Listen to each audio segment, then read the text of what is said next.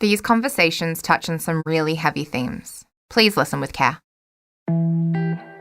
I was prepped for the caring role since day one. I think the only reason I've been able to do so well as a carer late in life is because I was a carer when I was younger. And I think those little things that had happened had primed me to just take that stuff on. Hi, I am Prudence Granger, and I was the carer for my dad who had early onset Alzheimer's. And I'm currently the carer in residence for the Carer Knowledge Exchange. This is Care to Share. On this show, I have open and honest conversations with carers. We talk about the challenges, roadblocks, and joys of caring. Caring is often hidden and nuanced. This podcast is an opportunity to break down the stigmas around care by hearing firsthand the stories of those who live this experience every day. Today, I'm sitting down with Imogen. I met Imogen while working in the disability support field. I supported her sister Jacinta, who has cerebral palsy and requires full-time care. We started our chat talking about Imogen's childhood and family home. My dad was pretty much the single parent because my mum was in and out of the picture. And there was me and my sister Jacinta, who were twins, and my sister has cerebral palsy. I've then got my little sister Taylor, who's a year and a half younger, and then my little brother Lachlan, who is 7 years younger than me. And in those early years, what was it like in your home? Clearly very busy, lots of people. Yeah, very busy, lots of people. I think from a very early age, we got used to a lot of people coming in the house. For example, helping with my sister's care. I always thought it was very normal, but going over to other people's houses, it was like, you have OTs coming in the house and you have carers helping her shower. So I think there was always someone in the house that wasn't there the whole day. And then, we had 3 girls, 1 boy. There was always things going on.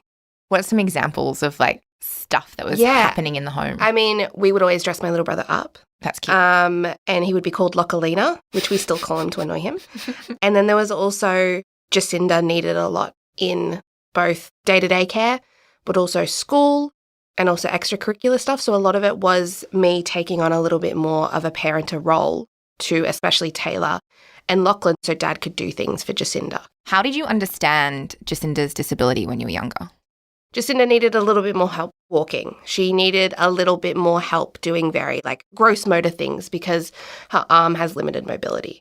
So growing up, it was never extra responsibility and understanding of her disability. It was just this was something that physically Jacinta needs a little bit more help, and we're all as a family going to help her do the things. So, if we're making lunch, make Jacinta lunch at the same time.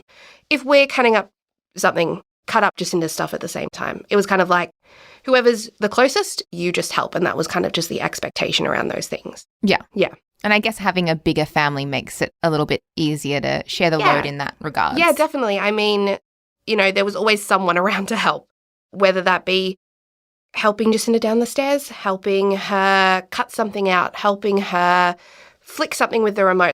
Everyone was always available in the house, especially when we were younger, when we weren't kind of going out, someone was always there. You started school together in the early years, so when you were younger, but were separated. Tell me a bit about that. Yeah, so we, at the same age, we went to preschool together and we were originally put in the same class. And I think within a few weeks, Mum and Dad had gotten a call that they were going to separate us because I was doing everything for her. And I don't remember it, but what I got told was we'd have an activity where we'd need to cut something up. And before someone could help Jacinta, I would be already over there doing her things first. And it was kind of noted that I was finishing Jacinta's activities before doing my own. When there was times to get out toys, I would go get Jacinta's favourite toys first because maybe she couldn't get up as fast as the others and run to them. So I think they noticed that I was taking on a lot of that responsibility when in actual fact, there was all of these workers to help her and I didn't need to be doing that. So from then they separated us into different classes and they kind of stopped putting me that in an environment where I felt like I had to do the things. Because at home, the first thing that we did would help Jacinta. Even now when I make a meal, the first person's plates down is always Jacinta's and it's all cut up for her and she's ready to eat first. And that was just always the way. Jacinta needs to be taken care of before everyone else is. And I guess that was just the way that I was used to doing things. So that just kind of followed me. The school that you went to, was it set up to provide the support that Jacinta needed? In primary school, yes. That was probably the least involved I'd ever been in her life, I think, in primary school, because I just didn't have to be. It was kind of all provided for her. And I think that was a lot to do with her teachers who, because they knew her and because they spent the whole year with her, they were more than happy to adapt things to how she would best learn. So for you, in your primary school experience, to an extent, felt quite good. Yeah, definitely. And I did leave the primary school that we were at in year 5 and year 6 to go to an OC class. So that was my first time ever being in a school where my siblings weren't. And I think that was a really important thing to me as well, because it was easy to go hang with my sisters during lunch because it was fun.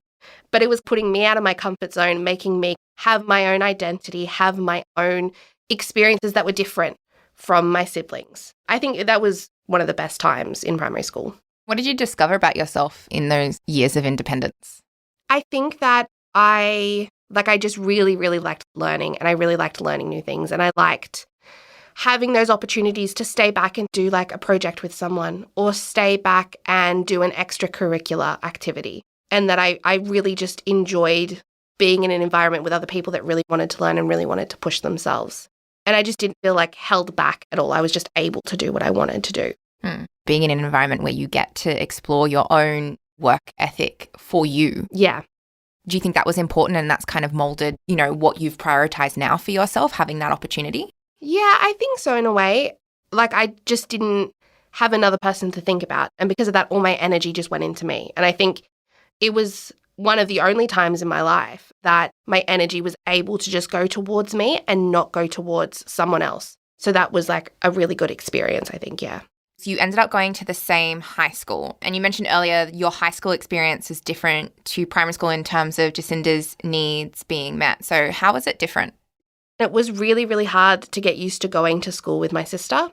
The mornings would be fine because she had a bus driver that used to come in like a specially accessible vehicle with the big back seat where the wheelchair could fit in, and they would take her to and from school. So I kind of wouldn't see her until recess and lunch and those kinds of things. But that would be when I was put in an environment where I had to do more for her. The high school had a lot of accessibility features. They had ramps, they had an elevator, so everything on paper looked really well. But when you kind of looked at it, it became clear that a lot of the work that they were expecting Jacinta to do, she couldn't do. So I think on paper, everyone made this decision like, oh my goodness, the closest high school at us is perfect for Jacinta.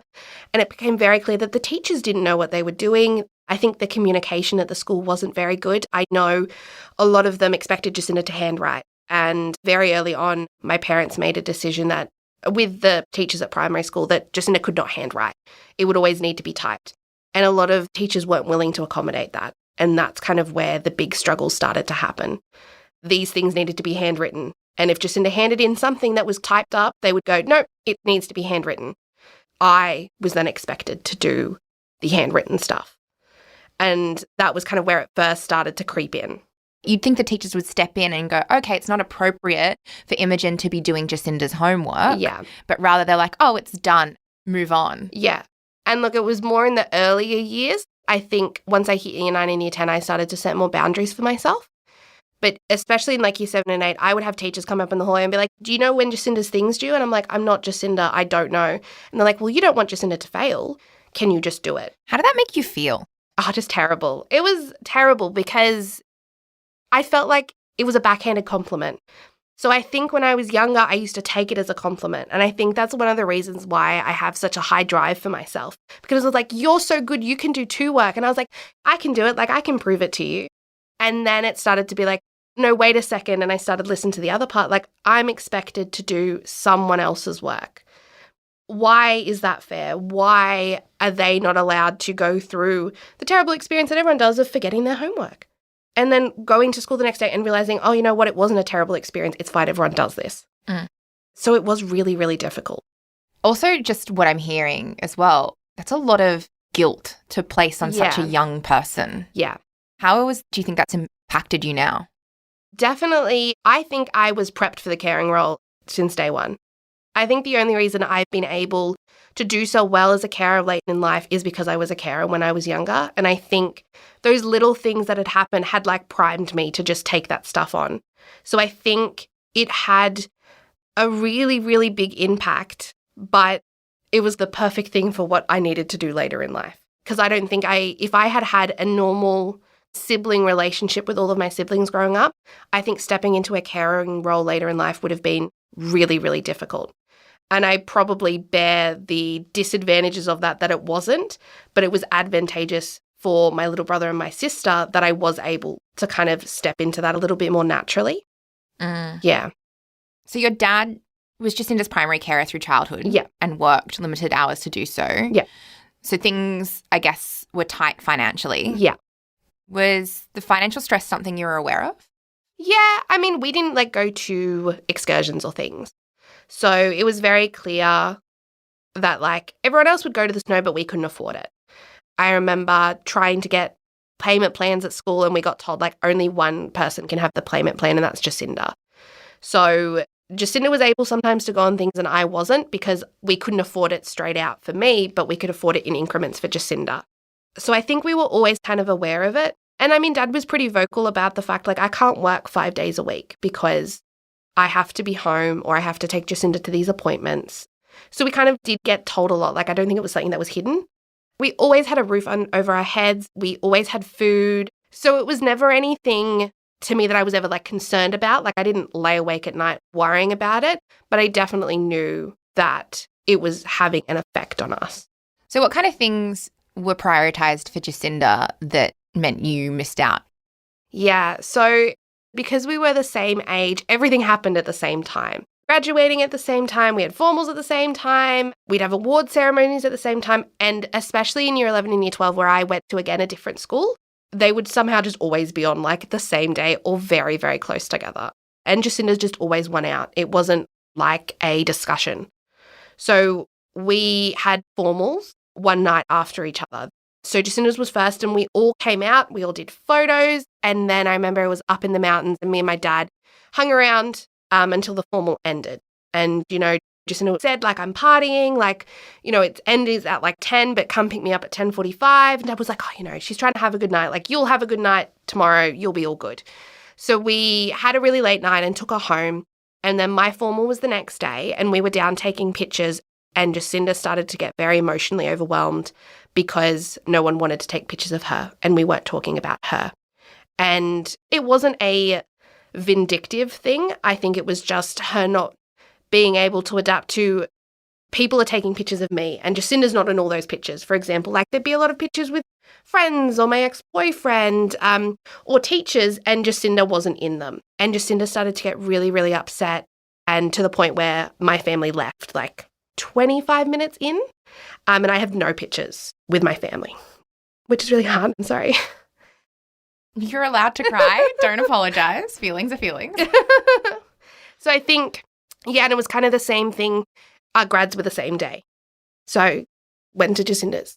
And I think it hurts a little bit now because I don't have my parents that they missed out on those things. So I can't really get them back. So I think that's just hard. Understandably. I'm sorry. It's fine. No, I completely understand that it's been really, really difficult to, I guess, sacrifice your formative experiences and your memories. Yeah. And what should be special for anybody. Yeah.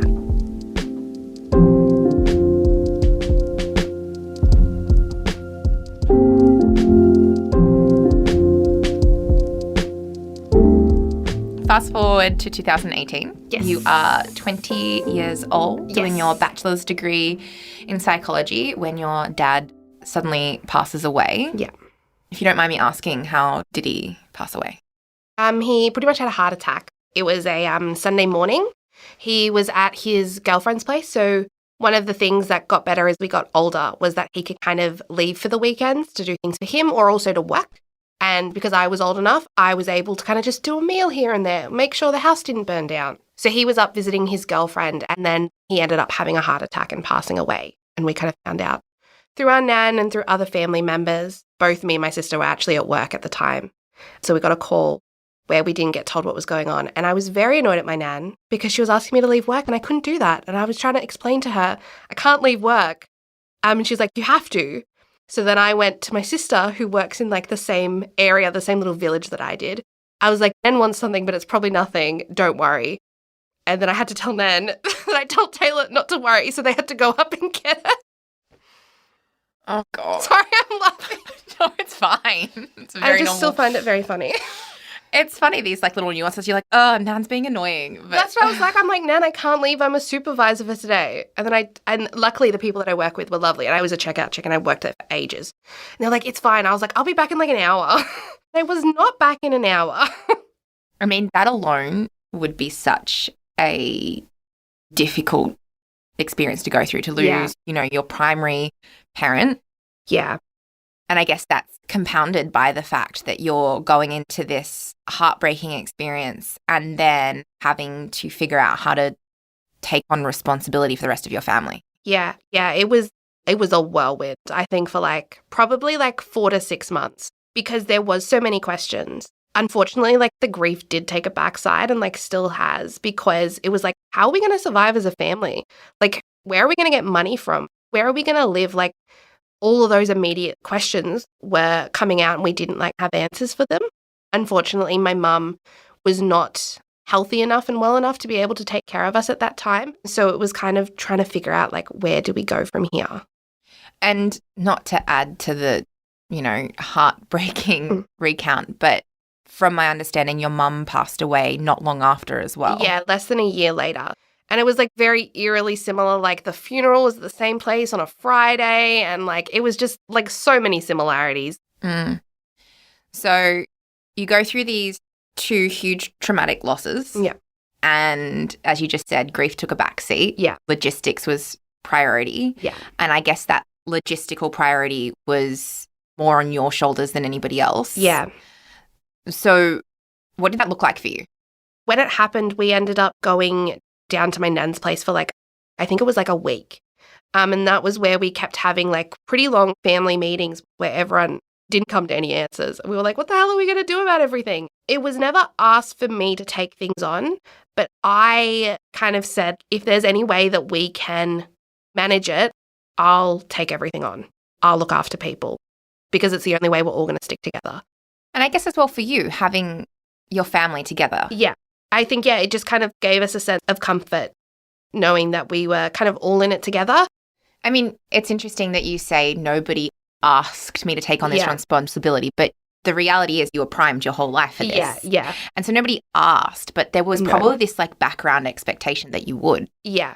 I guess it's a replaying of the when you were younger, doing the things and being like, oh, look at me, I can do both things. I'm so impressive. Yeah. Wait, hold on a second. Why do I have to do this? Why do I have to be impressive? Why is this the way that I have to show that I'm impressive?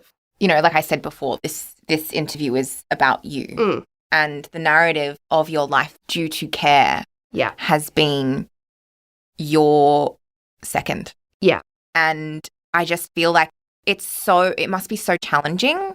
And I think it's a systemic thing, right? It's not your family's fault. No. It's that there's not the right supports and networks and places with answers to these questions so that you can also have the life that you deserve amidst this. Yeah. And, through all these conversations we have, it's, I grew up with a sibling with disability, which meant I had to make sure I was perfect so they didn't have to worry about me, etc. And it's why isn't there this holistic approach that when the health system recognizes one person in the family has this to go, okay, how can we bring the whole family together to create a system of support and care that makes sure every individual's needs are met, not just the person who's got extra needs.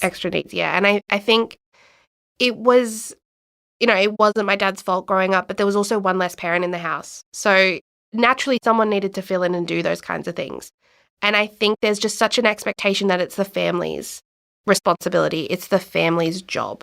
So when all of that stuff was happening younger, that just fell to me. And then when I was older, again, that fell to me. And it kind of kept going.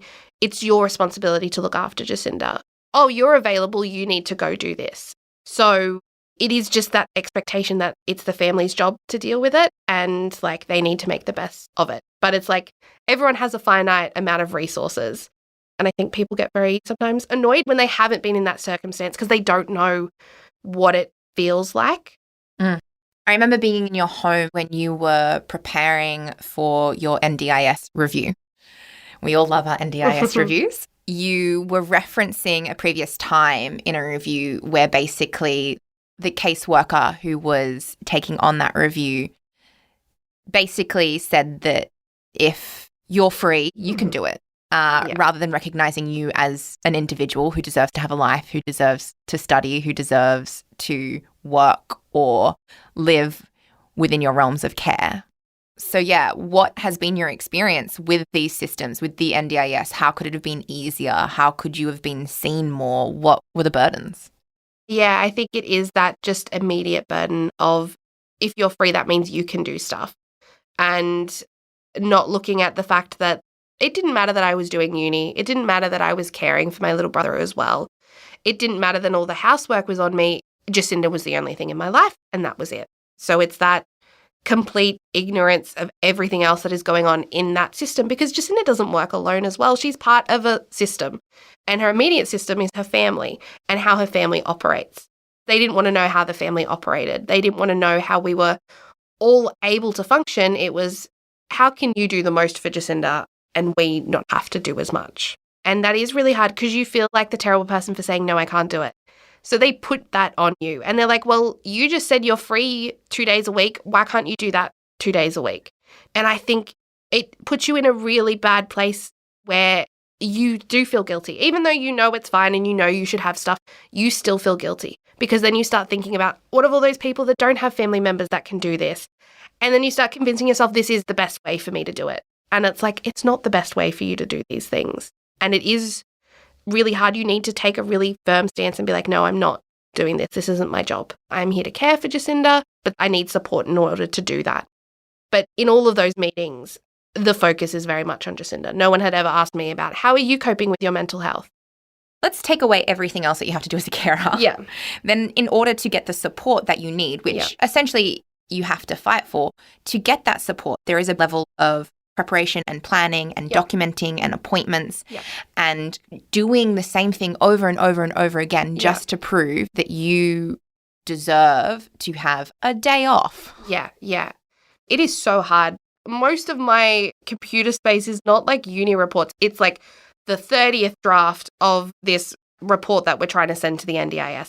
I mean, we've spoken a lot to what within this experience has been difficult or hard or what you've missed out on. But what do you think all of these experiences have given you as a person?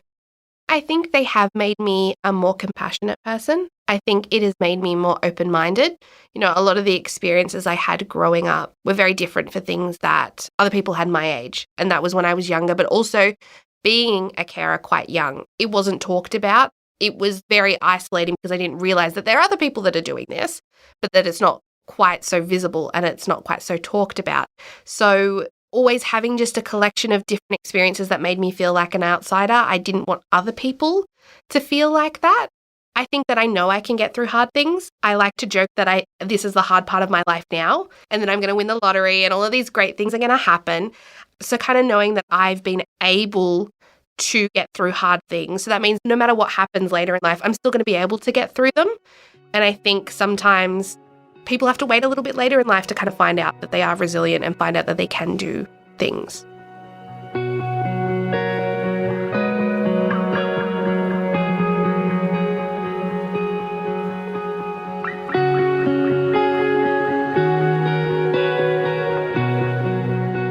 Okay, so let's zoom out a little bit. Yeah. And take into account your own experience, your context, what you've been through growing up, and then your knowledge of the systems as a whole. Yeah. If you were to put all of this knowledge, experience, and stuff into a pot and stir it around, how would you shift things so that you could still do what you needed to do for your family, but also have your own well-being, your own identity? Like, what is missing? What can be put into place? I think just overall, capitalism society that we live in, you can't take breaks. It's a hustle culture. I think there needs to be more understanding that there's times in life where you need a break and it shouldn't be a detriment towards you. Because I had to push myself, probably to the point where it was very unhealthy, to get through my undergrad, because it was like either do that or give up. And I don't think that I should have had to make that choice. I think those are really difficult choices for people to make. when I was trying to take time off from dad dying, when I was trying to take up time off from mum dying, it was very much like, well, the world doesn't stop.